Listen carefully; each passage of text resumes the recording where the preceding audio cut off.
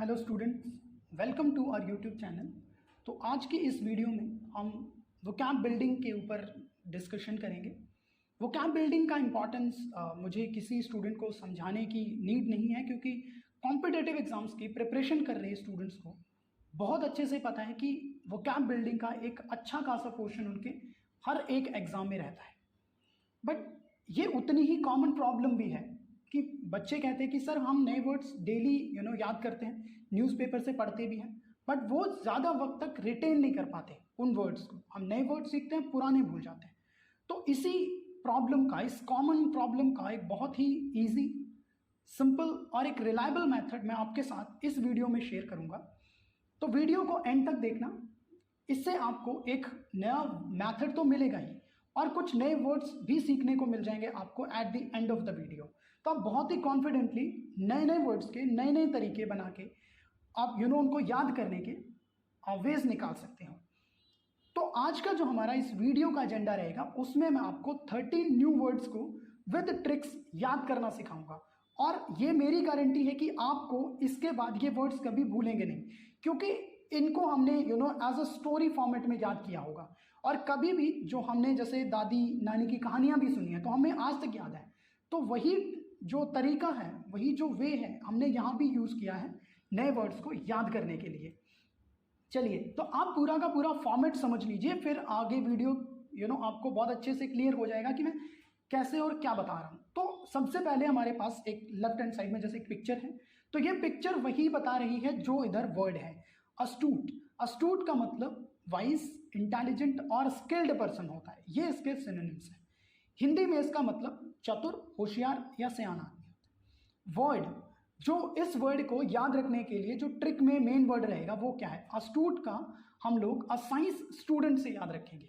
ठीक, तो इसकी ट्रिक क्या है, हमारे पेरेंट्स साइंस वाले स्टूडेंट्स को इंटेलिजेंट समझते हैं ना। तो यहां से आपको साइंस वाले स्टूडेंट एंड इंटेलिजेंट दोनों मिल गए। तो साइंस वाले स्टूडेंट से अस्तूट बना है और इंटेलिजेंट उसका मीनिंग है, इंटेलिजेंट, वाइज या स्किल्ड, आप कुछ भी कह सकते हैं। तो he is an astute observer of the current political scene, कि वो एक बहुत अच्छा ऑब्जर्वर है आजकल की जो पॉलिटिकल सिचुएशन चल रही है। She made some astute observation about the movie industry, कि उसने बहुत ही माइन्यूट डिटेल्स के साथ इंडस्ट्री के बारे में कुछ ऑब्जर्वेशंस की हैं। तो इस तरह से ये आपका पहला वर्ड था। नेक्स्ट वर्ड की तरफ चलते हैं। तो नेक्स्ट वर्ड हमारा है बिरेट। बिरेट का मतलब किसी भी बंदे को डांटना, स्कोल्ड करना किसी को। तो इंग्लिश में इसका सिनोनिम स्कोल्ड हुआ, हिंदी में इसका मतलब डांटना, किसी को फटकार लगाना। बिरेट को आपने याद रखना है बारात से। तो ट्रिक क्या रहेगी, कल बारात में बिना बुलाए चले गए तो मम्मी ने बहुत डांट लगाई। तो बिरेट एंड बारात दोनों आ गए आपके पास। His mother berated him for making a mess, कि उसकी मम्मी ने उसको गंदगी फैलाने के कारण डांट लगाई। He berated his opponents and asked why there was no reply from them, कि उसने अपने ओपोनेंट्स को बिरेट किया, उनको डांट लगाई कि उनकी तरफ से कोई रिप्लाई क्यों नहीं आया। That was our second word. तीसरे वर्ड की चलते हैं। The third word is craven, जो कि लैकिंग करेज और कॉवर्ड या टिमिड होता है। ठीक है, हिंदी में इसका मतलब कायर, डरपोक होता है। इस वर्ड को हमने दो पार्ट्स में ब्रेक कर रखा है। C stands for Sita, raven stands for Ravan. तो रावण एक कायर था जो सीता को छुपके से उठा ले गया था। तो यहाँ पे Ravan, Raven, Sita, C.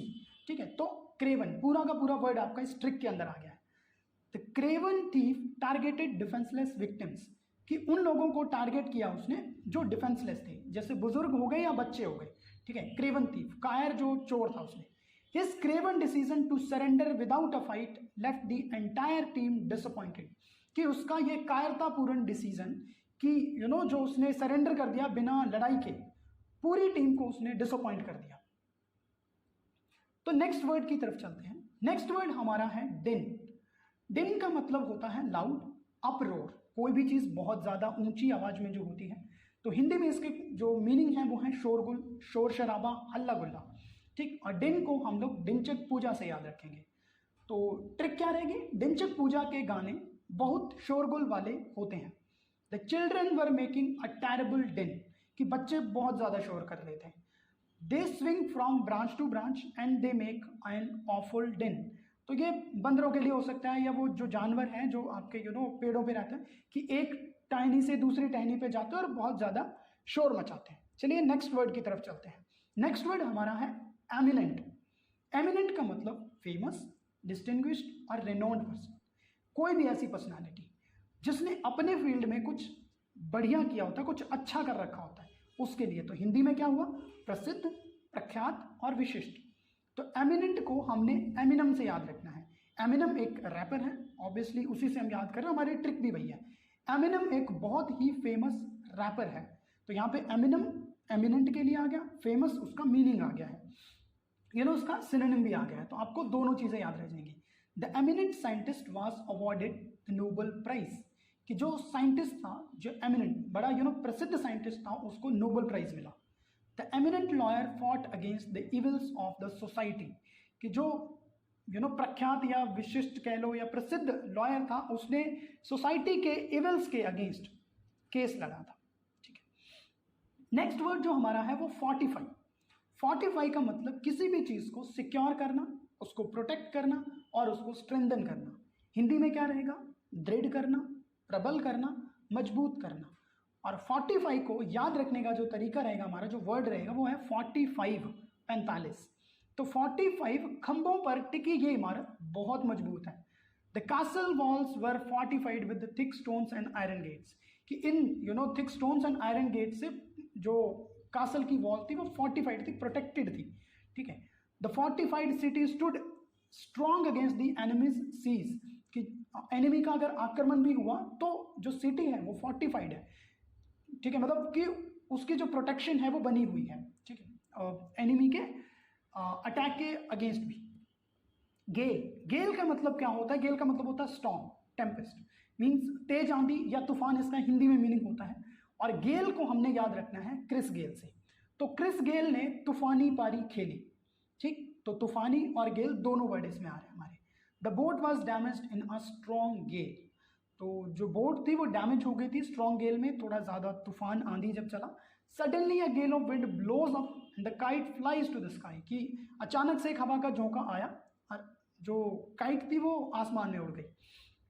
The climate is cold, cloudy and windy with frequent Gales, कि कोल्ड है, थोड़ा क्लाउडी भी है, थोड़ा विंडी भी है और थोड़ी थोड़ी हवाएं भी, तेज हवाएं भी आ रही हैं।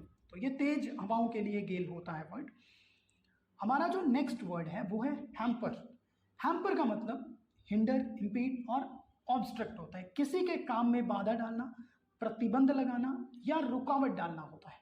ठीक, इसको याद करने का तरीका जो रहेगा वो हैम को हम पढ़ेंगे, पर को पर पढ़ेंगे। ठीक है, PER जो है उसको पर पढ़ेंगे। तो इसकी ट्रिक जो है वो है, ए मालिक हम पर दया करो कि हमारे रास्ते में कोई रुकावट न आए। The heavy traffic was hampered और प्रोग्रेस, कि जो बहुत ज़्यादा ट्रैफिक था उसने हमारी प्रोग्रेस को हैम्पर कर दिया। ठीक है, उसने हमारी प्रोग्रेस में बाधा डाल दी। The project was hampered by budget restraints, कि बजट के कारण जो प्रोजेक्ट है उसमें वो उस पर थोड़ी रुकावट आ गई, थोड़ा स्लो हो गया प्रोजेक्ट। नेक्स्ट वर्ड हमारा जो है वो है इंजंक्शन। इंजंक्शन का मतलब होता है डिक्री, ऑर्डर, कमांड। ये जो है बेसिकली लॉज एंड ऑर्डर के केस में, या आपके अगर आप कहें अदालती कार्यवाही के केस में ज़्यादा यूज होता है इंजंक्शन का। तो इंजंक्शन को हम लोग इंजेक्शन से याद रखेंगे। तो जैसे ही माँ ने डॉक्टर को इंजेक्शन का आदेश दिया, मैं वहां से भाग गया। The court issued an injunction to prevent the company from selling its product, कि उनको उनको बेचने के लिए मना कर दिया। तो उन्होंने एक ऑर्डर पारित, एक आदेश पारित कर दिया। The government issued an injunction banning the use of certain pesticides, तो कुछ पेस्टिसाइड्स के यूज को बैन करने के लिए। ठीक है, कोर्ट ने एक इंजंक्शन, एक आदेश पारित किया। तो इस तरह से हम इंजेक्शन और इंजंक्शन और इंजेक्शन को मिला के याद रख सकते हैं। नेक्स्ट है जॉन्टी। जॉन्टी का मतलब कोई भी पर्सन जो चीयरफुल होता है, जो हैप्पी होता है, जो लाइवली होता है, स्टाइलिश होता है जो बंदा। ठीक है, तो इसकी हिंदी में मीनिंग भी ऐसे ही है कुछ, खुश दिल, जिंदा दिल, आत्मविश्वासी बंदा, जो अपने आप में बहुत ज़्यादा कॉन्फिडेंट है वो बंदा। ठीक है, जैसा कि पिक्चर में भी दिख रहा है कि he is saying like I am the boss, तो वो काफ़ी कॉन्फिडेंट है अपने मामले में। तो जॉन्टी एक बंदे का नाम है यहाँ पे। तो जॉन्टी बहुत ही हैप्पी एंड स्टाइलिश पर्सन है। तो यहाँ पे जॉन्टी जो है पूरा का पूरा वर्ड मैंने एक बंदे के नाम की तरह ले लिया है। With this Jonty had and stylish outfit he stood out in the crowd, कि वो सबसे अलग ही लगता है अपनी जॉन्टी हैट और स्टाइलिश आउटफिट के कारण। पिक्चर में भी आप उस चीज़ को देख ही सकते हैं। His jaunty wit and clever remarks always entertain the guest at parties, कि मतलब वो जहाँ भी जाता है तो गेस्ट को एंटरटेन कर देता है, ठीक है, उसकी विट एंड क्लेवरनेस के कारण। तो इसके बाद हमारा नेक्स्ट वर्ड है वो है कैन। कैन का मतलब होता है किसी की रेंज ऑफ नॉलेज और अंडरस्टैंडिंग, ठीक है। ये बेसिकली एक लिमिट बताता है किसी के ज्ञान की, किसी की पहुंच की, किसी की दृष्टि की, ये तीनों की ही लिमिट बताता है। तो कैन को हमने किन किन से याद किया है। किन किन, वह किन किन चीज़ों के बारे में जानता है, ये मेरी समझ के बाहर है। तो कैन का मतलब ही यही होता है कि वो आपकी समझ के बाहर है। जैसा पिक्चर में आप अगर देखेंगे तो वो माई नॉलेज इन मैथ्स, तो मैथ्स मेरी समझ के बाहर है, ठीक है, जो पिक्चर आपको बताना चाहती है। The mysteries of the universe are beyond my ken, कि जो इस यूनिवर्स की मिस्ट्रीज है ना वो मेरी पहुंच के या मेरी समझ के बाहर है, ठीक है। The child's ken was limited to the world of their own home and family, कि जो बच्चे की समझ होती है वो उतनी ही होती है जैसा उसका परिवार और उसकी उसका घर और परिवार है, वैसे ही उसकी सोच और उसका पूरी की पूरी दुनिया उसकी वैसी रहती है। The forest was so dense that it was beyond my can, ये परसेप्शन के लिए कि मैंने जो सोचा था वो उससे भी ज्यादा, ठीक है, मेरी उस परसेप्शन से भी परे है, इतना डेंस है फॉरेस्ट। चलिए नेक्स्ट वर्ड हमारा है लेटेंट। लेटेंट का मतलब होता है हिडन, डॉर्मेंट और इनएक्टिव, ठीक है। तो जैसे वॉल्केनोज होते हैं, ठीक है, अव्यक्त, गुप्त, छिपा हुआ या सुप्त। तो लेट और लेट को हमने लेट से याद किया, एंटी को नाइट कर दिया हमने। तो लेट नाइट को छुपी हुई काली शक्तियां बाहर आ जाती हैं। The virus remains latent in the body for many years, कि कई सालों तक वायरस बॉडी में छुपा रहा। I know that he is a latent mathematical genius, कि मुझे पता है कि वो एक लेट। तो अगला जो हमारा वर्ड है वो है मैग्निफिसेंट। मैग्निफिसेंट का मतलब एक्सट्रीमली इंप्रेसिव, ब्यूटीफुल और ग्रैंड। इसके हिंदी में मीनिंग शानदार, आलीशान या शोभमान होते हैं। इस वर्ड को याद करने के लिए भी हमने दो पार्ट्स में स्प्लिट किया हुआ है। मैग्नी को मैंने मंगनी बना दिया, सगाई, और जो पीछे का सेंट है वो परफ्यूम। तो वह भाई की मंगनी में सेंट लगाने से शानदार लग रहा था। तो इसके सेंटेंस देख लेते हैं। The Taj Mahal is a magnificent building that is a must see for any visitor to India, कि ताजमहल इतनी शानदार बिल्डिंग है कि हर विजिटर को जो इंडिया आ रहा है उसे जरूर देखनी चाहिए। The wedding dress was magnificent that she looked like a princess in it, कि वेडिंग ड्रेस जो है वो बहुत ज़्यादा शानदार थी, बहुत सुंदर थी, कि जिसने पहन रखा था she looked like a princess in it, कि वो एक राजकुमारी की तरह लग रही थी। तो फाइनली गाइज मैं आपको हमारे कोर्स का इंट्रोडक्शन देना चाहूँगा कि जो भी आपने कंटेंट इस वीडियो में देखा है वो हमारे spoken English and communication course का पार्ट है, ठीक है। तो हम लोग हमारा ऑनलाइन कोर्स लॉन्च कर रहे हैं जिसके अंदर जिसका जो सिलेबस है मैं आपको बता देता हूँ। इस कोर्स के अंदर हम लोग बहुत ही बेसिक से शुरू करके लाइक सेंटेंसेस, उसके बाद tenses, models, articles, prepositions, phrasal verbs और वोकैब बिल्डिंग लाइक इटिमोलॉजी क्या होती है, बबल मैप मेथड क्या होता है, स्टोरी लिंक्स जो इस वीडियो में हमने डिस्कस किया है ये एक पोर्शन है। इंटरव्यू मॉड्यूल्स की कैसे आप जब इंटरव्यू में बैठते हो, आपके पर्सनल इंटरव्यूज होते हैं तो तब आप कैसे डिफरेंट सिचुएशन से डील कर सकते हैं। और एग्जाम प्रिपरेशन मॉड्यूल जिसमें आपको हर कॉम्पिटिटिव एग्जाम से रिलेटेड एक ऐसा मॉड्यूल मिल जाता है जिसमें आपको सारी की सारी चीज़ें मिलेंगी जो किसी भी कॉम्पिटिटिव एग्जाम्स में आपसे पूछी जा सकती हैं। तो ये मॉड्यूल आपके सारे के सारे बेसिक चीज़ों को कवर करता है। जैसे आप अगर आप बात करें कि आपको एरर सपोर्टिंग की जो प्रॉब्लम आती है वो आपकी इसमें रहेंगी, टेंसेस की जो एक्सरसाइज हैं वो आपको मिल जाएंगी, नाउन्स एंड प्रोनाउंस की जो एक्सरसाइज हैं वो आपको इसी मॉड्यूल के अंदर मिल जाती हैं। और उसके बाद स्पोकन के कुछ रूल्स होते हैं, बेसिकली कुछ सेंटेंस स्ट्रक्चर्स होती हैं वो हम आपको बताते हैं, और बहुत सारी हम आपसे सेंटेंस की प्रैक्टिस भी करवाते हैं क्योंकि without practice nothing is possible.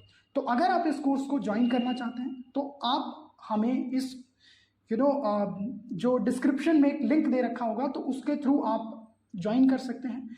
उस फॉर्म को फिल कीजिए और हम आपको फर्दर जो डिटेल्स हैं सारी की सारी व्हाट्सएप और जीमेल के थ्रू आपको शेयर कर देंगे। Thank you for watching the video guys. अगर आपको कंटेंट अच्छा लगा तो please do like share and subscribe.